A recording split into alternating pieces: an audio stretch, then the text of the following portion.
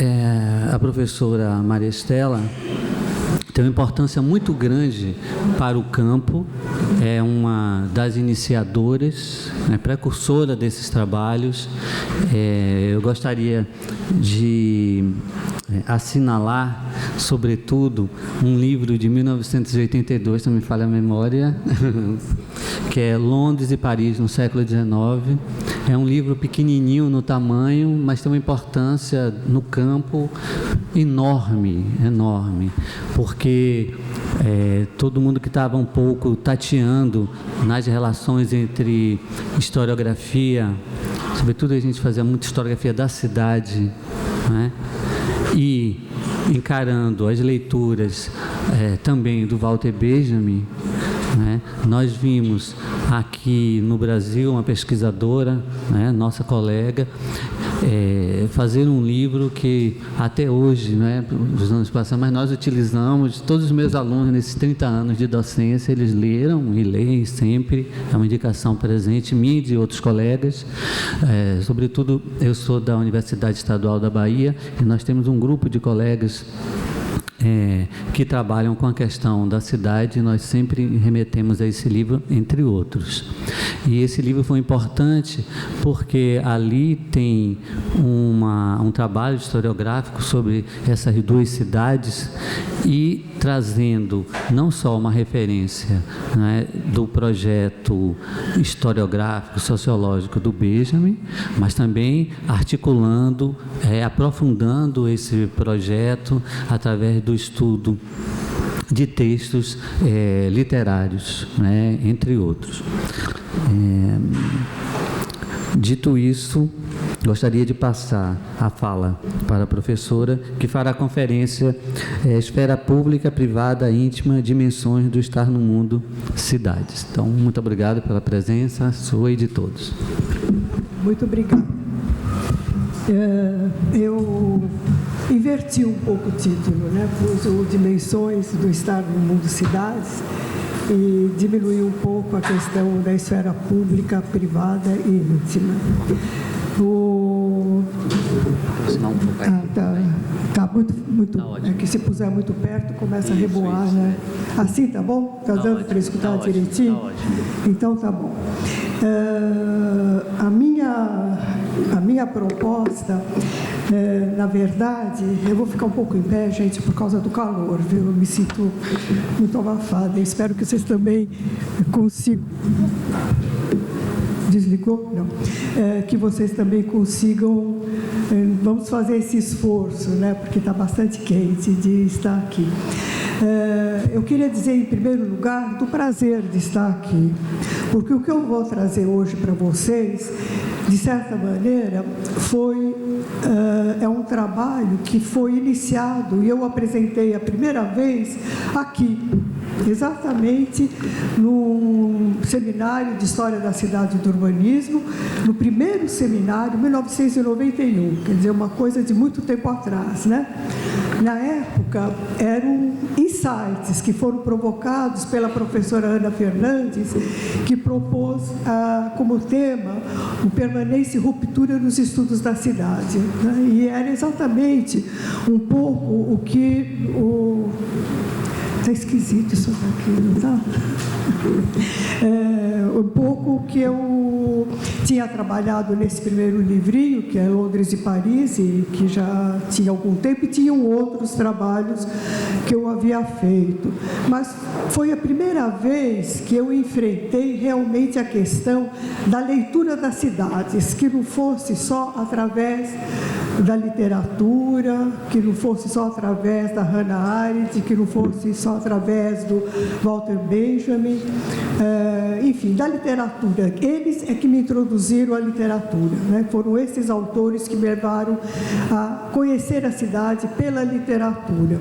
Então, essa foi a primeira vez. Eu apresentei um texto que, na época, era Permanência e Ruptura, com 5 portas de entrada na cidade, 5 portas conceituais, e Bom, de lá para cá, eu absolutamente não fiquei trabalhando o tempo todo com isso. Houve, 1 ano ou 2 depois, um outro seminário na FAUSP, em que aí eu acrescentei as 2 últimas portas, então ficaram 7 portas conceituais de entrada na cidade. E, de certa maneira, embora eu não tenha trabalhado esse texto, que eram mais insights, com os trabalhos que eu fui fazendo, foi dando para retomar agora esse trabalho e ver que ele tem muito mais consistência, né? Quer dizer, dá muito mais densidade e consistência. Espero ter conseguido.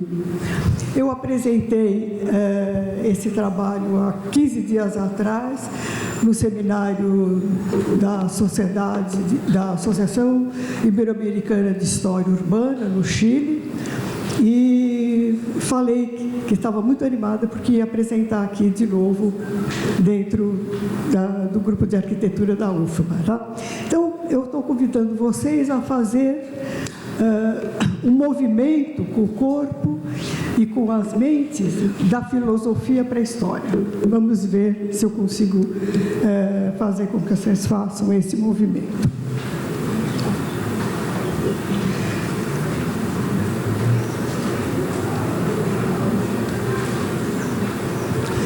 Teve um primeiro ponto de partida que é bem mais atual do que aquele que eu tinha na época, na época eu estava muito preocupada realmente com as cidades do século XIX, que foi essa aceleração do ritmo.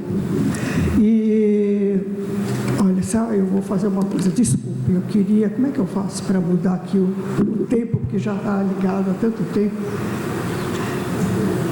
Como é que faz aqui para zerar? Para eu acompanhando o tempo. Isso. E agora põe para começar de novo. Não, mas tem que zerar lá em cima primeiro. Para eu ver o tempo que eu vou levar para falar. Isso, pronto. Começou.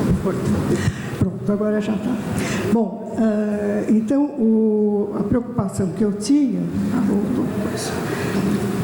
meu ponto de partida foi alguma coisa que eu tenho trabalhado ultimamente, que é mais na área de história política, que é essa questão da aceleração do ritmo, do tempo, né?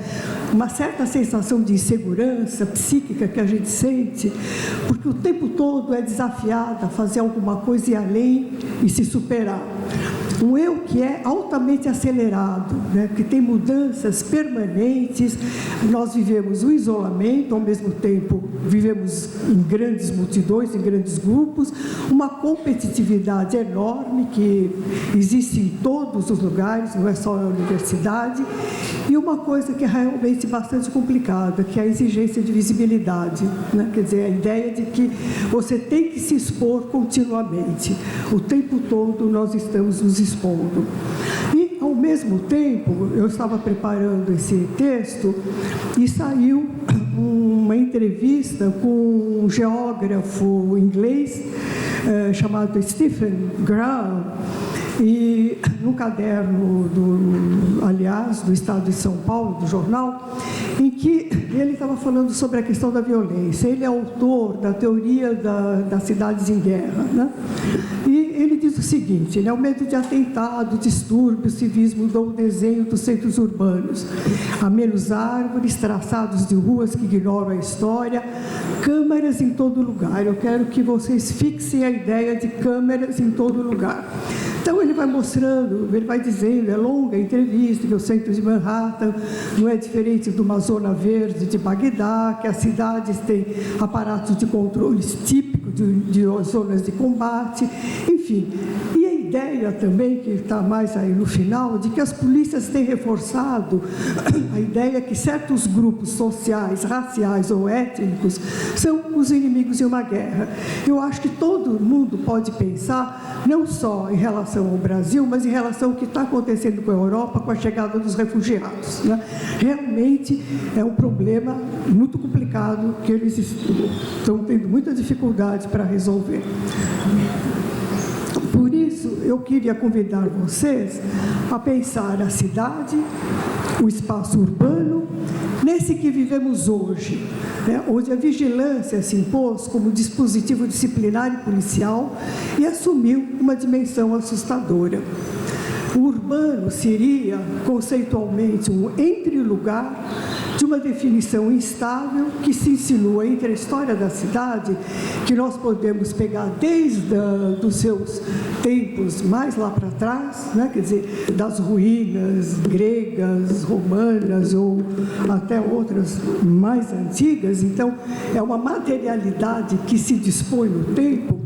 E a história do urbanismo, que é muito recente, né? Quer dizer, a história do urbanismo é alguma coisa que eu acompanho muito aquilo que a dona Tela Calabi diz, que a disciplina se impõe no início do século XX. Aí começa uma história do urbanismo. Até então, são intervenções urbanas. Então, é uma história muito recente, uma história antiga, uma recente, e essa questão do urbanismo, do urbano, que se interpõe entre os dois, conceitualmente, que seria, metaforicamente, aproximado àquilo que o Zino chamou de porta, aquilo que está fixado entre o fora e o dentro, porém que com ele se confunde. Tá? E ele diz, então, dessa maneira, a porta representa de maneira decisiva como separar e o ligar são apenas dois aspectos de um mesmo e único ato. Então, isso seria o urbano, certo? Bom, outra coisa que eu quero deixar logo de saída bastante claro para vocês, que hoje a Jeanne-Marie disse que não existe inocência nas crianças, que desde pequenininha elas ficam bem espertinhas. Eu queria dizer uma outra coisa que vai junto com isso, que o nosso olhar é armado, não existe um olhar ingênuo. Tem sempre um filtro conceitual que nos leva a ver as coisas. E essa citação que eu traduzi da filósofa Anne Coquelin, no livro Invenção da Paisagem, ela diz: o olho é a janela por onde eu compreendo as coisas. Há uma revolução constante que agita o par, compreender, ver. Eu compreendo porque vejo, e dado que vejo. Porém, só vejo pela ajuda do que compreendo, que devo ver naquilo que vejo. Tá? Então, isso também é outra coisa que eu queria que vocês guardassem, que vai ser muito importante como base, né, de leitura daquilo que eu estou fazendo nesse momento aqui com vocês.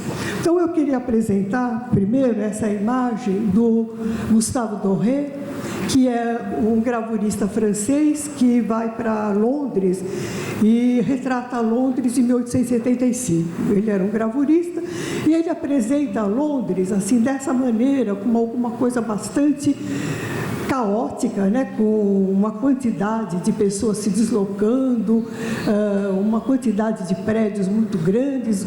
Londres, nesse período de 1875, é a maior cidade do mundo, é um grande entreposto, é um grande centro de um império que não viu o sol se pôr, né? Que ia do Ocidente até a Índia, né? Quer dizer, realmente um negócio enorme. E ele vai e visita. Então, olha como ele enxerga Londres, quer dizer, ele tem um filtro no olhar. O filtro dele é o filtro do parisiense que foi para Paris, para Londres, e ele está enxergando dessa maneira o Londres. Bom, e aí eu queria também, só para apresentar, uma frase do Charles Baudelaire, que ele diz que não é qualquer um que consegue aproveitar, né, ele diz jouir, que é desfrutar de estar na multidão, que é só aquele que foi abençoado por uma fada no berço que consegue gostar de andar na multidão. E eu acho isso uma coisa muito importante de ser dito, porque para a minha experiência de andar pela cidade de São Paulo nos anos 50 e 60, era essa experiência prazerosa de estar perdida no meio da multidão, de ser anônima, ninguém saber quem eu era, e realmente uma coisa extremamente prazerosa que eu acho que hoje em dia nós perdemos. E outra citação que eu trouxe, que é do Henri Mayhew, que não é um poeta, é um jornalista, mas é alguém que escreveu várias coisas, e que ele vai Olha como a aproximação dele é bastante diferente quando ele está falando das multidões. Ele vai dizer que tem milhares de milhões de seres humanos que compõem toda a população do globo, mas que eles podem ser divididos em duas raças, né? Aqueles que são vagabundos, os que são cidadãos, os que são nômades e os que são sedimentados, né? Os que estão fixos, os nômades e as tribos civilizadas. E ele vai fazer, depois eu vou mostrar para vocês, um levantamento daqueles que ele considera os nômades de Londres, aqueles que tiram o seu sustento da rua. Ele passa vários anos fazendo esse levantamento. O que é interessante, e aqui eu queria frisar de uma forma muito clara, que quando eu aprendi a questão de como é que se começa a ver as cidades, através de vários autores, o Mumford e Leonardo Benévolo, era a ideia de que você tem a Revolução Industrial, chama muita gente para cidades, e aí você tem um problema que se torna uma questão urbana. Na verdade, eu acho essa citação de um observador social, eu acho que eu poderia chamá-lo assim, francês, Eugène Biret, saiu errado, saiu Butter, não é Butter, é Eugène Biret o nome dele, tá? Que em 1840 ganha um prêmio da Academia Francesa de Letras e vai para Londres, porque ele quer fazer um trabalho comparando a miséria inglesa com a miséria francesa. E ele vai dizer que a miséria inglesa é muito pior do que a miséria francesa, que os ingleses tiveram que inventar até uma palavra específica para falar dos paupers, quer dizer, aqueles que vivem abaixo do nível da pobreza. Tá?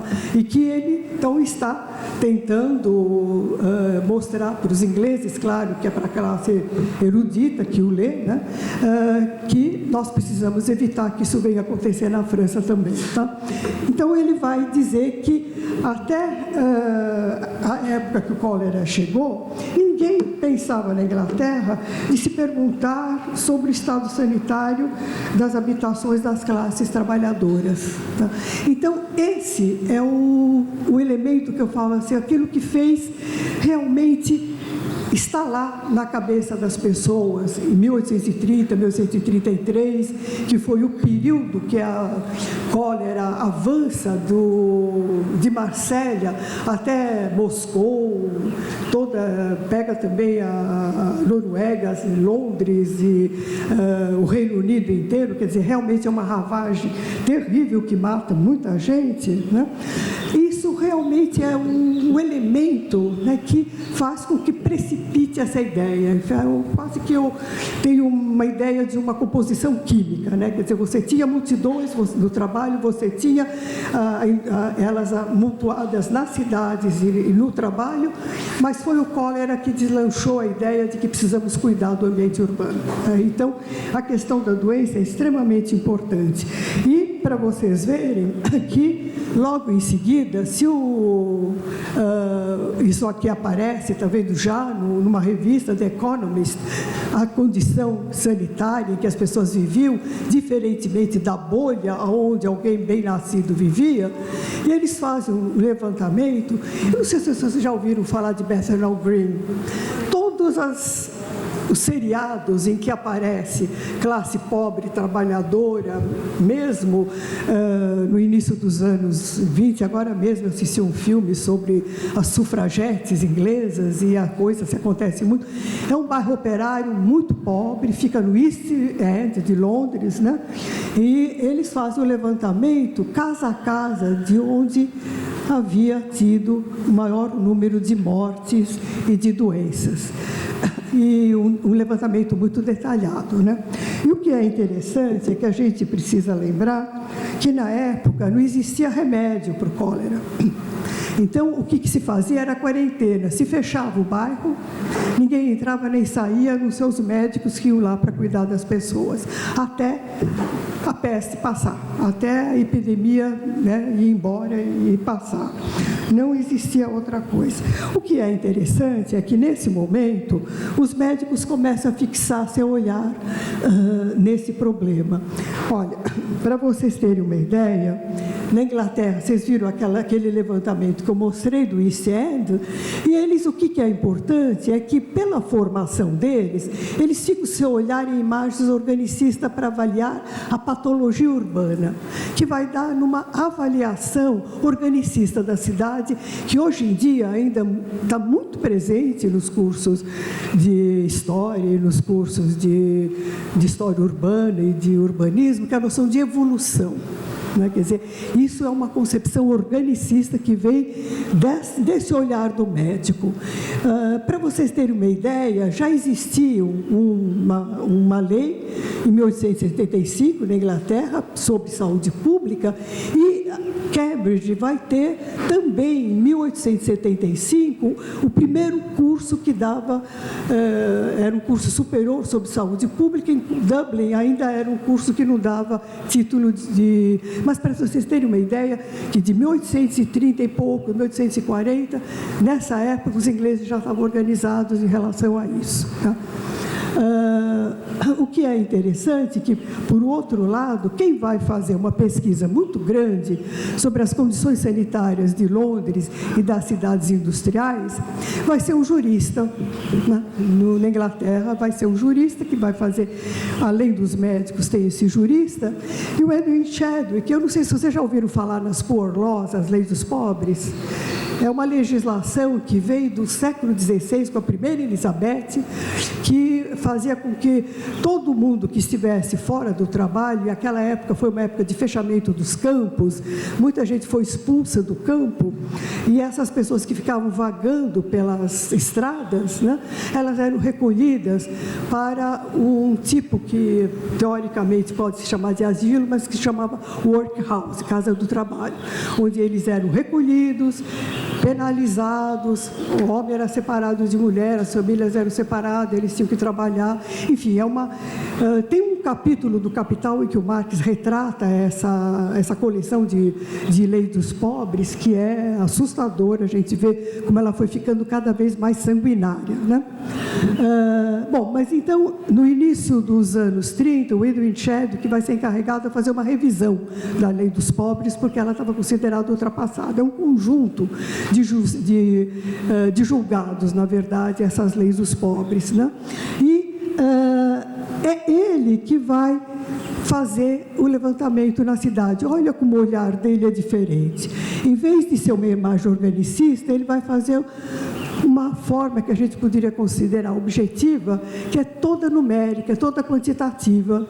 Então, é o crescimento, aumento demográfico, atividades produtivas, mercado, salubridade, controle, e vai chegar a uma conclusão, em relação a custo-benefícios, que era muito mais barato prevenir o cólera ou qualquer epidemia do que remediar, do que tomar conta. Ele faz o cálculo do número de pessoas que morreram, que faltaram ao trabalho, que eram jovens, que eram força de trabalho bastante utilizável e que não puderam trabalhar por causa disso. Então, ele faz realmente.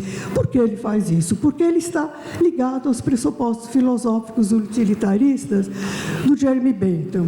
Eu não sei se vocês se lembram, o Jeremy Bentham é o autor daquelas cartas, 15 cartas sobre o panóptico, que o Michel Foucault trabalhou bastante. Depois a gente vai voltar um pouco a isso.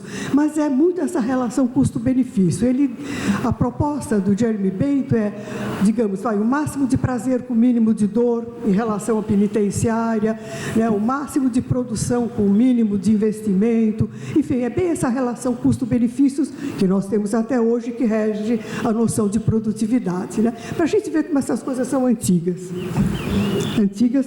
Do século XIX, final de 18, porque ele escreve em 1790 as cartas do panóptico, sobre o panóptico, tá? Mas a gente vai voltar a ela.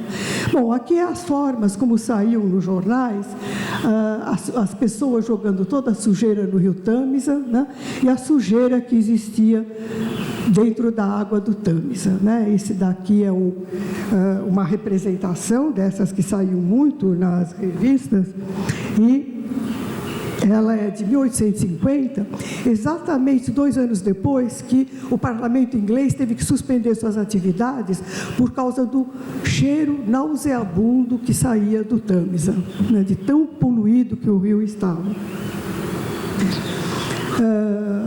Aí nós temos essa questão sanitária, né? Vamos resolver a questão sanitária. O Edwin Chadwick, ele vai menos se preocupar com os médicos e vai achar que o problema é uma questão de engenharia. Então, a ideia é que você tem que ter essa higiene social, que vai em várias escalas da cidade, ao ambiente do trabalho, à moradia e aos corpos, com os mesmos pressupostos, custos, benefícios, né? E olha o que ele diz. Vou deixar vocês lerem, eu vou só frisar que os meios físicos mal são os obstáculos à educação e ao desenvolvimento moral. Interrompe o crescimento das capacidades produtivas e diminui o capital social e moral da comunidade. Foi desse jeito que a doença foi encarada, tanto na Inglaterra, depois como na França, logo em seguida. O que eu estou contando aqui sobre a Inglaterra, eu poderia, paralelamente, ir construindo um ideário muito parecido, que também se forma na França e se forma em outros países, né? Bom, o que eles vão, então, fazer? Eles vão fazer um levantamento da cidade, dessas condições que eles consideram que são esses meios malsãos. O que eles têm na época? Eles têm a teoria dos miasmas, uma teoria mesológica, né? De que em determinadas circunstâncias, o acúmulo de sujeira ou de água parada exala elementos corruptores da saúde e ataca as pessoas. Era essa a teoria que eles utilizavam na época. Então, eles vão fazer o levantamento, né, dessas ruas, aqui é do centro de Paris, e que elas são tão estreitas que são exatamente o contrário do que a teoria mesológica propunha, que era areação, entrada de sol, limpeza. Você tem aqui o esgoto a céu aberto correndo nas canaletas, né? E aqui é uma outra que volta a ser um desenho do Gustave Doré, em que, em 1875, ele mostra a proximidade que existia de casas muito, muito pobres, muito, ele chama dela, muito degradadas, né? Muito perto de Westminster. Quer dizer, você não tinha uma separação muito clara de bairros ricos e bairros pobres, e Westminster fica mais lá naquela área central, né? Bom, então, a ideia é que você tem corpos doentes e o meio ambiente corruptor. Na verdade, eles vão ficar muito preocupados, porque eles vão dizer: a doença é transportada pelo corpo do pobre, tá? Então, ele estabelece uma estreita relação com os costumes degradados que o pobre tinha, que eles achavam que o pobre tinha.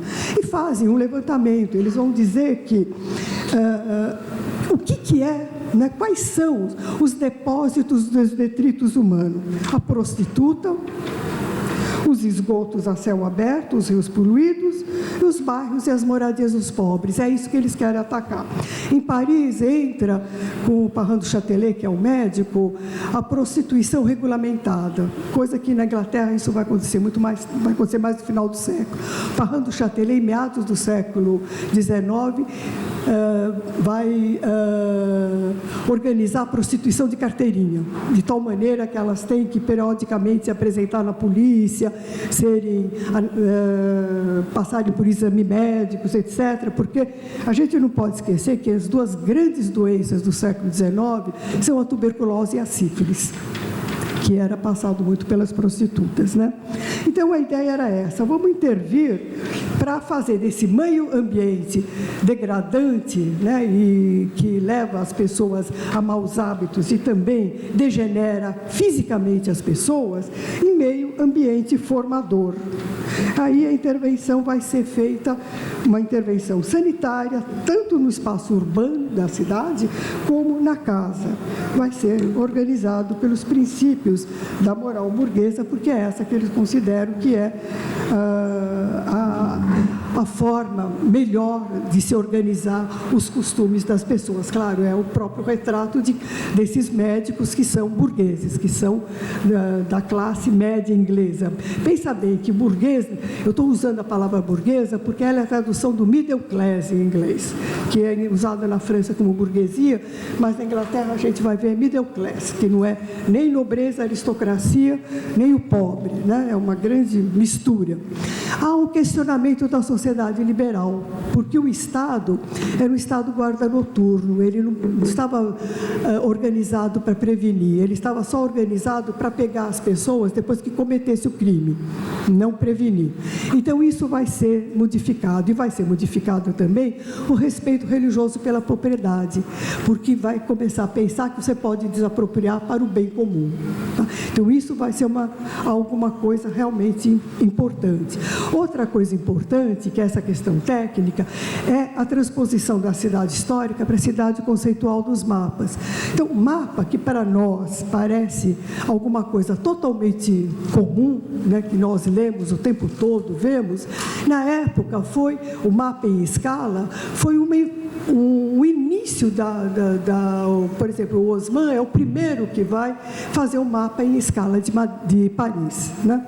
Então, são os dados, vão ser quantificados, analisados, vão ser a base para a escrita científica, e o meio ambiente vai ser reduzido a dados técnicos de luz solar, circulação de ar, canalização de água, de esgoto, etc. E eles vão tirar até de um conceito médico da dupla circulação sanguínea a noção da distribuição de água e da coleta do esgoto, né, como sendo um sistema que tem que funcionar conjuntamente. Tá? Então, a ideia é prevenir. Então, vocês veem aqui o que para nós é bastante comum, que é ver esse mapa da cidade de Paris com as intervenções que foram feitas em amarelo, é antes do Haussmann, aquelas que estão em laranja são as feitas pelo Haussmann. Eu queria aqui frisar o quanto foi no oeste de Paris e na Rive Gauche, né, na parte de baixo, que as intervenções foram feitas, né? E existe uma leitura marxista muito, eu acho, radical das reformas do Haussmann, dizendo que ele fez foi grandes avenidas para evitar barricadas. Ele fez isso também, é outra coisa que o Walter Benjamin também diz, mas ele fez isso. Realmente tem uma grande avenida que vai de um quartel até a Bastilha. Mas, olha, do lado de cá é a Étoile, onde tem o Arco do Triunfo e é onde ele fez realmente as grandes transformações. Tá? Então, eu acho que isso é importante. E esse é o procedimento de levar a cidade para o mapa. Você ignora a materialidade, traça um traço e dá esse resultado. Que é um belo trabalho de engenharia, mas você olha, as casas estão cortadas, está vendo? Um pedaço ficou de um lado, um pedaço ficou do outro. Isso aconteceu em várias ruas de Paris. Tá? Então, vocês podem imaginar o transtorno que foi isso daí. Outra coisa que é muito importante para a época é o valor que eles dão para os equipamentos exatamente de infraestrutura urbana. Então, em revistas como esse Illustrated London News, que não é uma revista científica específica, eles põem artigos como esse que mostram como a vida lá em cima continua boa, limpa, porque você tem um sistema de esgoto que está funcionando muito bem embaixo. Aqui é o príncipe de Gales participando da inauguração de um sistema de drenagem. Aqui é o ministro do interior na França, que vai visitar o interior do esgoto em 1858, e aqui dos passeios. Até hoje você pode fazer passeios pelos esgotos de Paris, né? Então, era muito valorizado esse tipo de coisa, porque eles diziam que eram monumentos que, porque estavam no subterrâneo, ninguém via. Bom,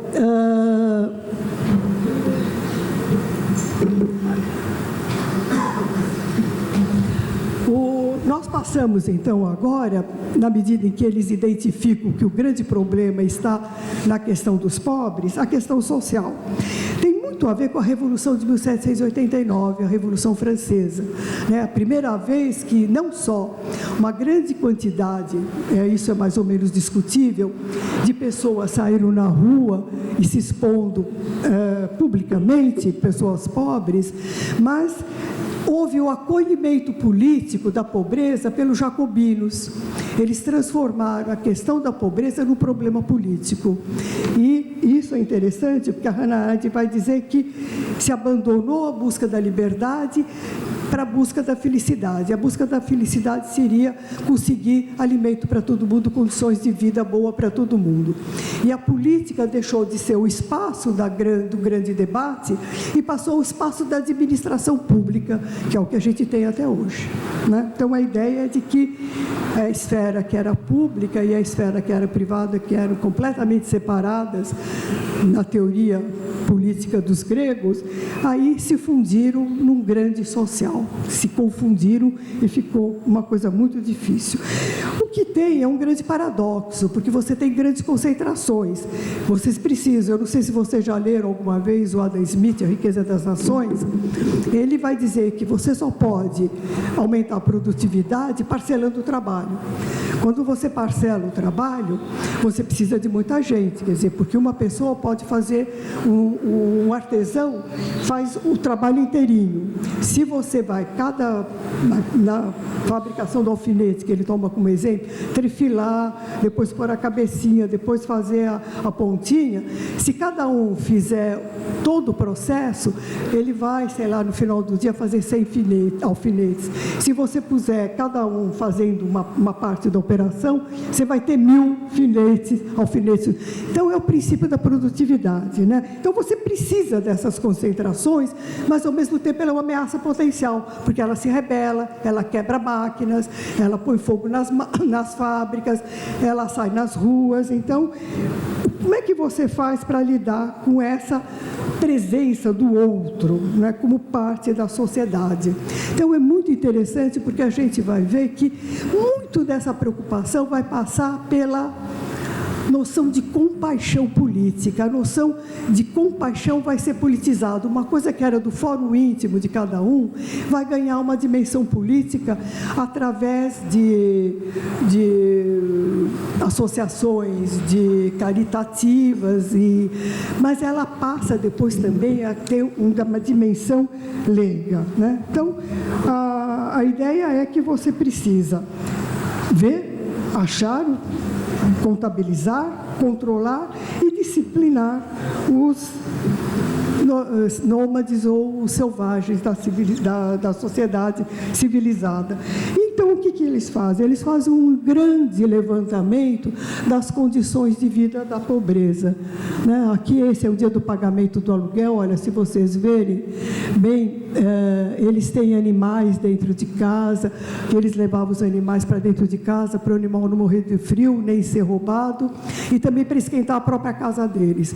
Eles não têm absolutamente nada, né, em termos de móveis. Esses aqui têm móveis precários. Aqui, a condição de conseguir água era fazer fila com baldinho para pegar numa bica. Eles vão fazendo vários, isso vai saindo em vários jornais. E o que significava isso? Dar a conhecer para a população culta e letrada a condição da pobreza. Eles dizem assim, que havia um desconhecimento tão grande das condições que os povos viviam, que os ingleses conheciam melhor, através das narrativas de viajantes, etc., as condições de vida da Índia, das várias colônias, e não dos próprios pobres que viviam na Inglaterra. Então, eles querem dar a conhecer. E, claro, eles vão mostrar toda aquela tristeza, mas também os vícios, né? Aqui, a mulher e os filhos indo buscar o pai bêbado no bar, né? A bebida era alguma coisa que era muito criticada, mas aqui também tem uma situação bastante divertida, porque no período do vitoriano, eles fizeram uma lei que proibia que os bares abrissem durante o horário dos serviços religiosos. E para que eles fossem para a igreja, né? Mas aí a brincadeira, né, que eles mostram é que as pessoas, ao invés de ir para a igreja, ficam todos na porta do bar esperando para abrir, em vez de ir para a igreja, né? Então não é tão fácil moralizar assim. Isso daqui a gente já foi. Bom, então nós chegamos à pobreza na escala dos corpos, né? A metáfora da sombra e da luz. Hoje de manhã foi interessante quando o reitor de vocês falou sobre a questão do iluminismo, né?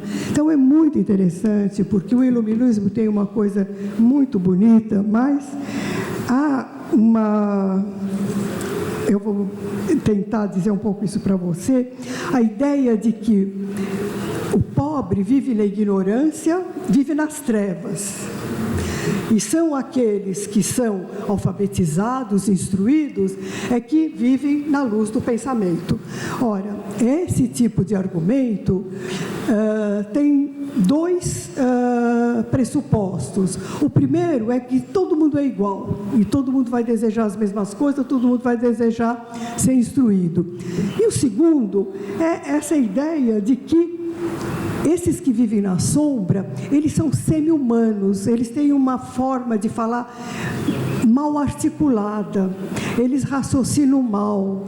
Isso é alguma coisa que vem desde do John Locke, no final do século XVII. Então, eles vão fazer uma anotação paciente dos comportamentos individuais e familiares, e aí é um grupo muito grande. Isso que eu queria que ficasse claro. O urbanismo é formado por médicos, administradores, filantropos, jornalistas, cientistas sociais, engenheiros e arquitetos, ou seja, é uma disciplina transdisciplinar, né? Quer dizer, ela se forma a partir de cruzamentos de várias especialidades. Ela não existe como uma disciplina única. Ela tem, todas as disciplinas têm algum atravessamento. A história é atravessada pela filosofia, não tem como, todas elas têm. Mas o urbanismo é mais complexo, porque ele foi realmente atravessado por todas essas disciplinas que estavam presentes na sua formulação, né?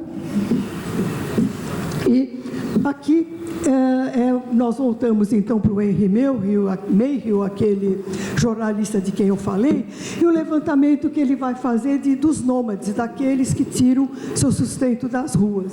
Ele faz um levantamento do qual eu tenho 4 livros que foram publicados, cada um de 500 páginas. Mas é maior o número, ele, na verdade, fez uma... E ele disse que era a primeira vez que estava se dando voz a essa população, porque ele faz uma entrevista com eles, traduz, põe a entrevista, e ainda põe o vocabulário, porque eles falavam uma língua complicada, né? Falavam meio que um dialeto, cada um deles. Até hoje tem um dialeto mais ou menos complicado em Londres, e ele põe para as pessoas que vão ler o jornal, né, que ele está mostrando isso, possam entender o que os entrevistados falaram. Então é muito interessante, porque ele vai, né, passando todos, eu vou passar rapidamente, depois, se vocês quiserem, a gente pode voltar a eles, para mostrar várias atividades, são muitas as atividades que ele mostra. E o que eu queria agora trazer de novo o Jeremy Bentham, com a introdução que ele faz às cartas do Panóptico. Vejam só, olha, você tem a moral reformada, a saúde preservada, a indústria revigorada, a instrução difundida, o peso, né, do orçamento público esse peso vai ficar mais leve. A economia vai ficar tão firme como se ela estivesse em cima de uma rocha, por uma simples, só para abreviar, ideia da arquitetura, um novo modo de se obter poder de uma mente sobre a outra. Então, é muito interessante, porque a proposta que ele faz para o Panóptico, que pode ser para uma prisão, pode ser para uma caserna, pode ser para lugares onde mora muita gente, essa ideia de que o espaço induz um determinado tipo de comportamento vai ser utilizada tanto para o urbanismo quanto para a arquitetura. Então, a ideia de que, o que ele dizia? Essas pessoas que estão, crianças que estão na escola, prisioneiros que estão na fábrica, etc., são pessoas ainda semi-racionais. Se a gente for tentar convencê-los através da argumentação, vai ser muito difícil conseguir convencê-los. Então, o corpo deles vai ser disciplinado pelo espaço. Então, o espaço vai configurar de tal maneira as possibilidades de ação que essas pessoas vão ter que se conduzir de uma determinada maneira. E, além de tudo, a proposta que ele faz é da eterna vigilância, porque o vigilante que vai estar na torre central do panóptico, ele é onividente, onipresente e onipotente. E as pessoas que estão sendo vigiadas, sabem que são vigiadas, mas não sabem quando estão olhando para eles. Tá? Então, é essa a ideia que eu quero retomar depois com as câmaras de vigilância que nós temos hoje nos elevadores, nas entradas de prédios, espalhados pelas cidades, nas estradas, etc., né? Que às vezes a gente nem se dá conta. Então, é essa a propostas que são feitas, a estratégia do conforto policiado. Ele diz, ninguém vai se furtar a ser confortável, né? Fala a verdade, não é tão mais prático isso do que quando a gente tinha que pôr slide para mostrar imagens para vocês, ou, acho que vocês nem se lembram disso, ou transparências, né? Quer dizer, olha como é muito mais prático. Você monta o PowerPoint e tem tudo aí na ponta do dedo para mostrar, tá? Então, a ideia de que o conforto é alguma coisa que ele cria o desejo de mais conforto, né? Quer dizer, é uma estratégia extremamente eficaz, né? É um dispositivo disciplinador extremamente eficaz e é a base das políticas urbanas, né? E o que eles voltam, aí eu voltaria à ideia, né, do pensamento ilustrado, que é a ideia do sujeito e do direito universal, quer dizer, a ideia de que todo mundo é igual, deseja as mesmas coisas, tem as mesmas ambições, e que se o pobre parece que deseja outra coisa, é porque ele ainda não ascendeu as escalas da civilização, ele precisa ascender as escalas da civilização. Então, domesticar os selvagens da cidade. E aí nós temos um arquiteto inglês chamado Henry Roberts, que era o arquiteto do Príncipe de Gales.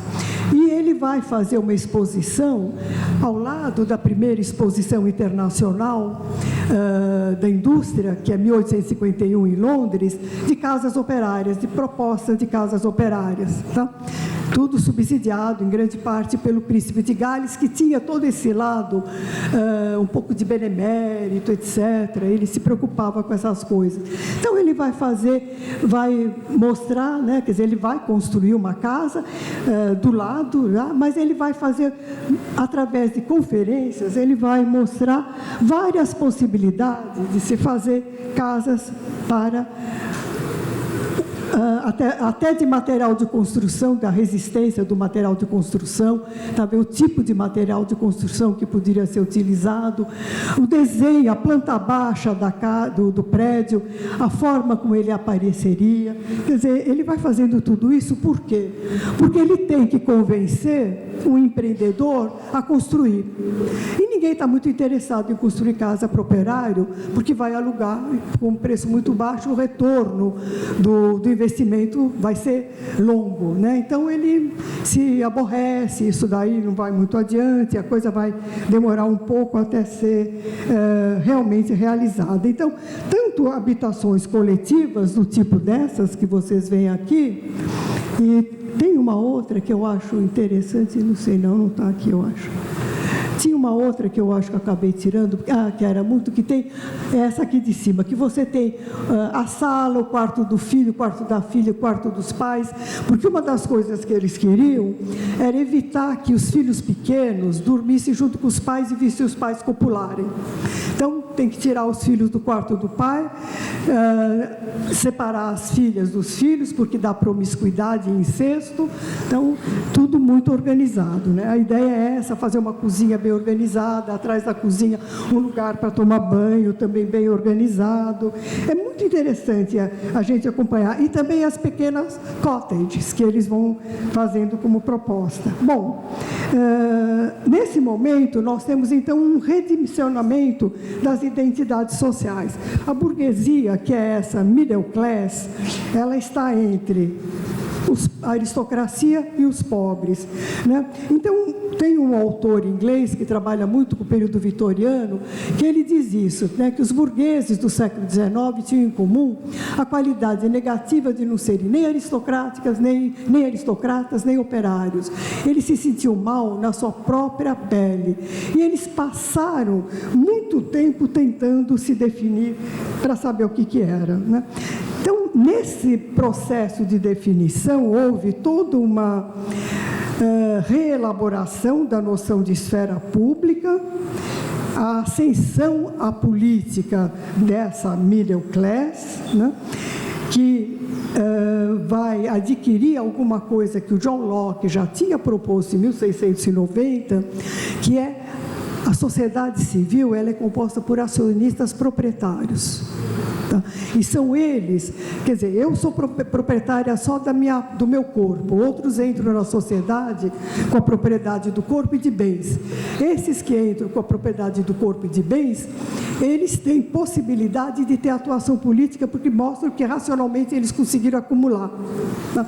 Então, é uma história que ele conta, na verdade, ele parte desse pressuposto, e é uma coisa interessante, porque na época, 1690, uma sociedade praticamente rural na Inglaterra, eram os grandes proprietários rurais. No século XIX, a burguesia ascende a essa condição de acionista da sociedade e passa também a participar da política.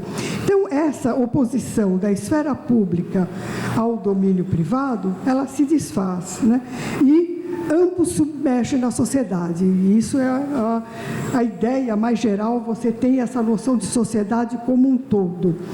A fuga, o único jeito de você conseguir estar consigo mesmo, seria a intimidade, a privacy, que os ingleses tanto gostam e tanto falam dela, um estojo protetor da subjetividade. Tá? Hannah Arendt fala disso, Walter Benjamin também fala disso.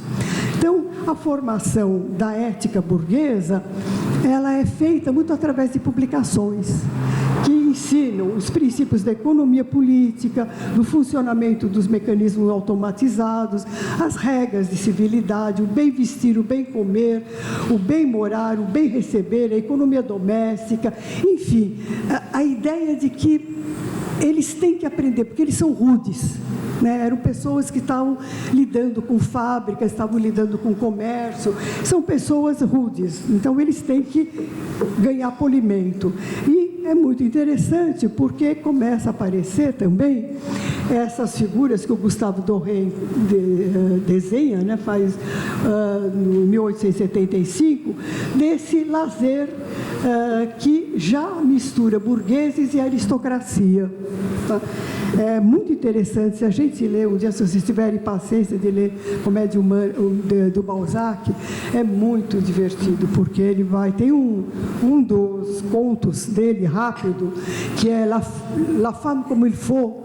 Ele vai dizer que a mulher, como ela deve ser, né, bem organizada, bem arrumada, ele vai fazer uma comparação entre a mulher aristocrata e a mulher e a burguesa. Então, ele diz assim, a aristocrata chama todos os fornecedores na sua casa, ela não sai para a rua, ela não vai ficar andando de loja em loja, ela chama os fornecedores na sua casa para comprar seus vestidos, seus sapatos, as roupas de cama e mesa, etc. Enquanto que a burguesa sai na rua, vai de loja em loja para ver qual é a mais barata, onde ela vai conseguir o melhor preço. A aristocrata nunca usa uma fita duas vezes. A burguesa pega a fita e passa ferro para alisar novamente, para fazer outro laço. É muito divertido o texto do Balzac nesse livro. E aí, então, você tem, né, essa tentativa tentativa que a burguesia tem de levar os costumes da nobreza que vive no campo, que vive na sua grande propriedade, para a cidade. Eles vão morar nas beiradas dos parques londrinos, vão ter uma quantidade enorme de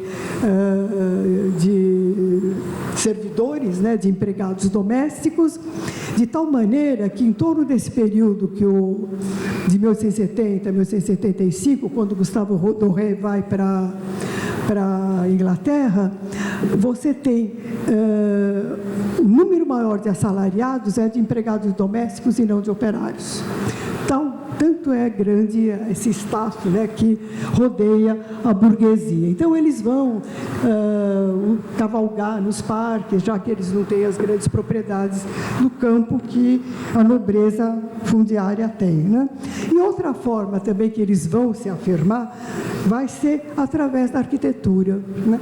Uma das coisas que eu acho importante é que eu não sei se a gente poderia dizer que eles não sabiam o que queriam. Eles sabiam muito bem o que queriam, do meu ponto de vista, e de alguns autores. Principalmente, Nicholas Taylor tem um trabalho muito importante sobre isso, chama The Awful Sublimity of Victorian City, em que ele mostra essa vontade de construir grandes monumentos arquitetônicos para mostrar o poder do dinheiro e da técnica. Quer dizer, o dinheiro e a técnica podiam construir rapidamente uma pirâmide, podiam construir rapidamente uma igreja no estilo gótico, porque levava antigamente séculos para serem construídas, e fazer verdadeiros monumentos para vender grãos, né? Quer dizer, aqui é um mercado de grãos, tá? Aqui as grandes galerias, que também, a gente estava falando hoje de manhã das passagens na França, mas que também na Inglaterra aconteceu, essas galerias foram fechadas, ruas estreitas que foram fechadas, né? Então, esse é o texto que eu falei para você do Nicholas Taylor, tá? Bom, para vocês terem uma ideia da diferença, o que era, como eles estavam também ensinando, como é que o burguês devia morar, tá? Então, essa é uma casa burguesa, onde, se você põe, né, você vê o conforto disciplinado, se você faz um fumoir, claro que o dono da casa vai chamar seus amigos e vai se reunir no fumoir, né? Não vai empestear toda a casa, onde as senhoras estão reunidas tomando chá. A sala de jantar separada da cozinha, o quarto muito bem organizado, a cozinha extremamente bem organizada. Aqui é uma planta de uma das casas, de um desses apartamentos, na verdade, burgueses da época. Eles eram enormes, existem ainda vários em Paris. Bom, o que tem como elemento também formador dessa burguesia é a formação da sensibilidade, a educação dos sentidos. Então, essa relação do sujeito-objeto, ele começa a ver o pobre e ver mesmo o seu igual como outro, como um diferente. Esse olhar armado, que nós já vimos desde o começo, é ensinado a decifrar, na variedade dispar, né, do ambiente urbano, os perigos e ameaças que rondavam constantemente as pessoas. É uma educação dos sentidos, dos cheiros, né, de todos os sentidos, tá?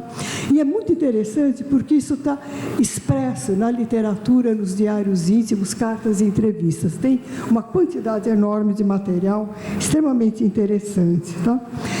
O de conhecimento, então, físico do homem, que era feito pelos médicos através da dissecação, ele passa a ser feito também, em termos psicológicos, pela psicologia. O homem é dissecado em várias camadas, né?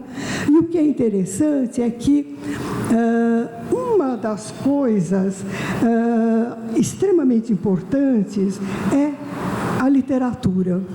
Pela literatura, aquilo que eu disse que eles vão aprender a ser, eles vão também ter a ideia do que é a sociedade em que eles moram, porque eles não têm contato com tudo.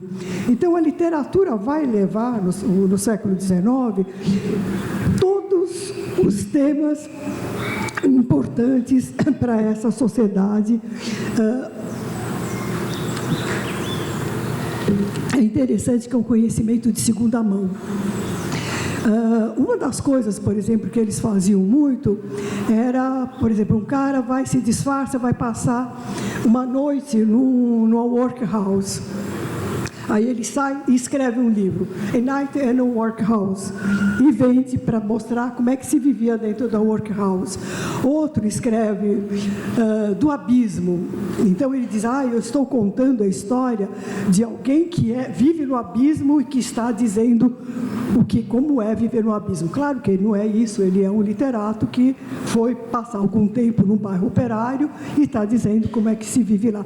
É uma quantidade enorme de livros dessa época. Só eu tenho uns 20, e que comprado já em reedição facsímile. Imagina na época a quantidade que era, né? Então tem toda essa vontade de conhecer, de saber como é que os pobres viviam. Aqui é o Gustave Doré fazendo mais ou menos a mesma coisa que o Henri Meilliou fez, mostrar como se vivia na época, né, a população pobre das ruas. E o que eles vão dizer de qualquer jeito, nós precisamos educar essas pessoas, porque a cidade é o lugar da história, é onde existe o progresso. Tá? Portanto, se a gente for pegar, por exemplo, o pensamento marxista, o burguês é o sujeito do presente e o operário é o sujeito da sociedade futura. Então, ele tem que ser também instruído e politizado, né? Bom, uma noção que também passa a ser muito importante no período é a noção de determinação, que ela se afirma no campo intelectual, né, como a seleção das espécies, é uma noção de determinação, por exemplo, né? A ideia de que você tem a lei da oferta e da procura, ela é inventada pelo homem, mas o homem se submete a ela como ela fosse uma coisa totalmente naturalizada, tá? Então é uma noção extremamente importante para esse período, tá?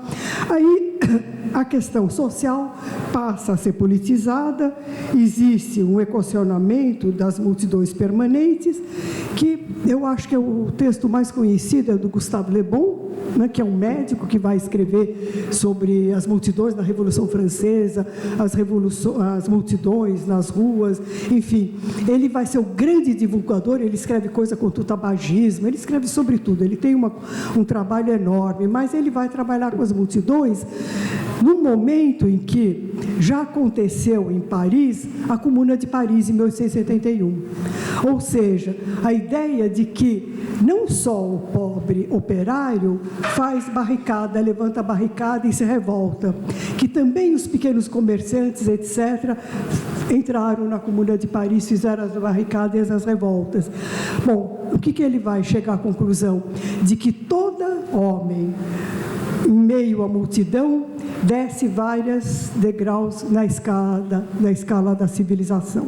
Então, que a multidão é um elemento contagiante que arrasta as pessoas para o seu estado selvagem. Tá? Então, eles têm que fazer esse controle, né, da multidão. Daí saem aqueles projetos utópicos do Owen, do Fourier, enfim, de vários que na época vão fazendo formas de tentar conciliar o capital e o trabalho, e você vê que todo Owen e Fourier é sempre fora da cidade, né? Quer dizer, é uma cidade do trabalho. Então, apartar, quer dizer, sitiar essas pessoas, fixar essas pessoas, tá? E no contramão disso tudo, você tem a Revolução Social, porque é nesse momento que você tem os movimentos socialistas, anarquistas, etc., acontecendo, né? Então, a ideia de que você tem que conhecer esse monstro, que é essa multidão da rua. E o que eles vão fazer? Eles vão inventar a cultura popular. O que eles vão dizer? Olha, existe uma cultura dessas pessoas que é diferente da nossa, uma cultura do povo, folklore, né? A ideia do cultura do povo. E eles vão fazer, então, um levantamento do que é como eles... como é que eles expressavam-se culturalmente. E é muito interessante, porque eles vão fazer entrevistas, e aí a gente pensa, bom, que nem o Henri Meilliou, dei voz para eles falarem e se expressarem. Mas a gente fica perguntando, até onde isso é espontâneo? Até onde isso diz realmente o que eles pensam? Será que eles não foram induzidos a dizer determinada coisa, porque sabia que aquelas pessoas queriam escutar?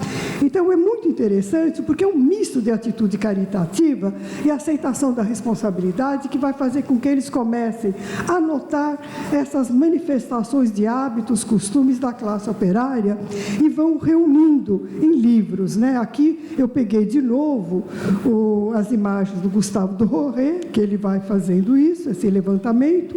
Olha, vocês veem aqui, por exemplo, olha, vocês viram como o lazer burguês era todo organizadinho.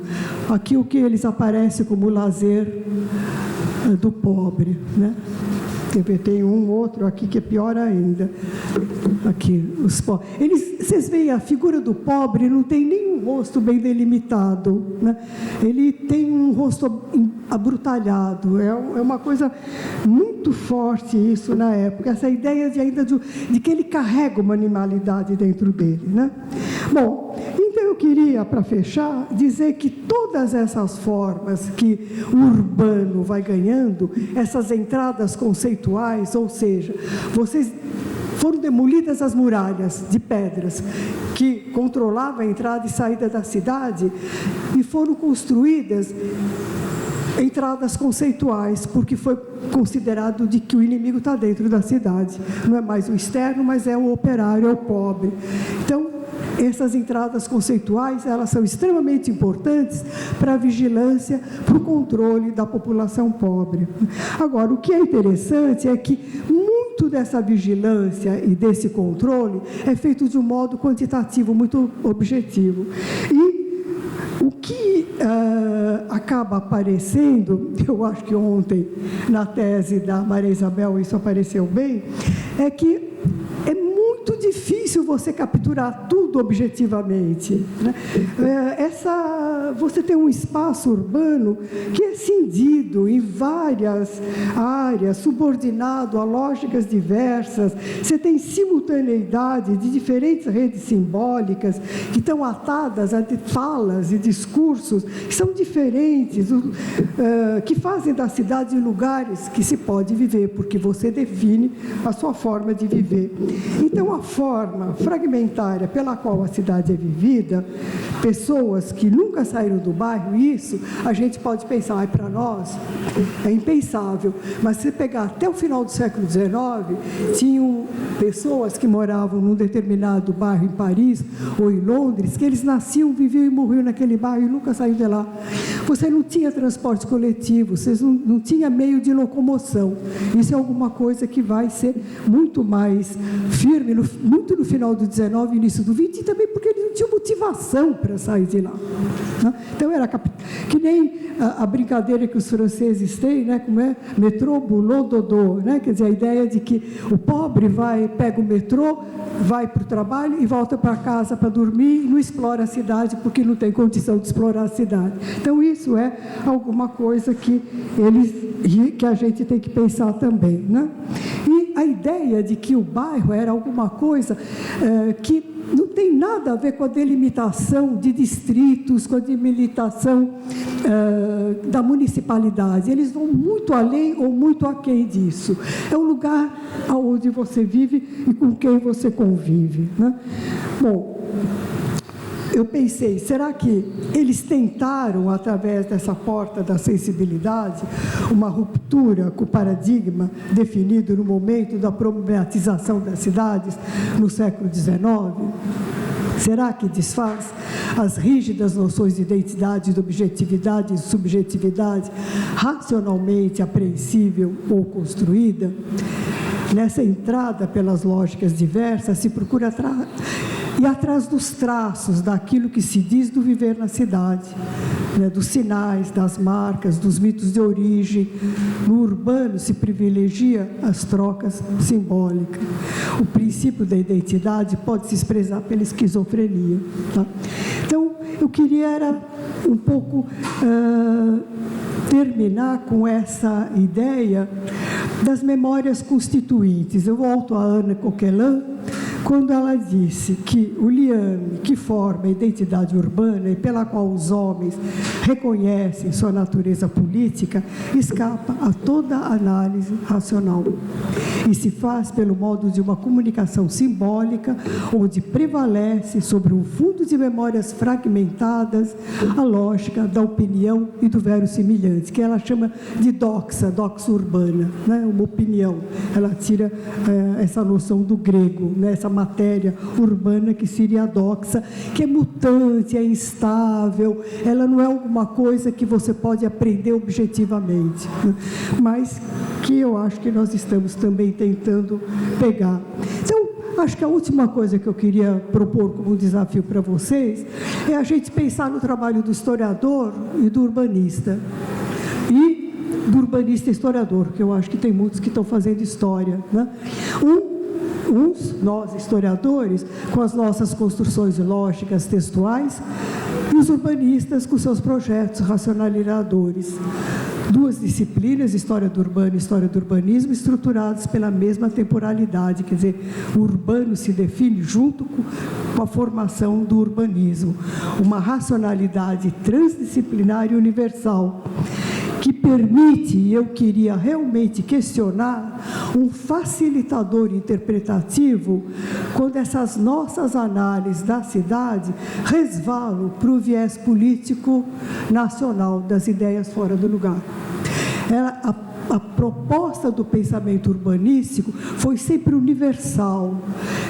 Eu aqui apresentei basicamente a Inglaterra, mas eu podia acompanhar com a França, podia acompanhar com a Bélgica, com a Alemanha, com vários mais tradicionais, a Sanche de Barcelona, e toda a pesquisa que o Cerdá faz das condições de vida intramuros da Barcelona antiga, né? Então, essa pretensão realmente à universalidade, de que se pode, quer dizer, a ideia, eu acho que a gente podia pegar o modulor do Le Corbusier, será que dá para pegar? Como o paradigma do que é esse homem que nós realmente queremos, né? E que nós achamos que todos são mais ou menos a mesma coisa. Então, eu queria trazer isso, que esse dispositivo disciplinador se desdobrou nos inúmeros equipamentos da maquinaria do conforto civilizado, né? No meu computador, isso daqui que faz com que facilite uma série de coisas, na televisão que primeiro era branco e preto, depois foi colorida, depois com controle remoto, etc. O conforto é uma disciplina que a gente cada vez quer mais. E isso eu acho alguma coisa que a gente tem que pensar, porque além dessa disciplina que nós manipulamos, nós temos toda a vigilância pela qual nós somos manipulados também por esses equipamentos. Quer dizer, tem uma dupla face, a nossa e a daqueles que nos vigiam. Tá bom? Obrigada, gente. Desculpa.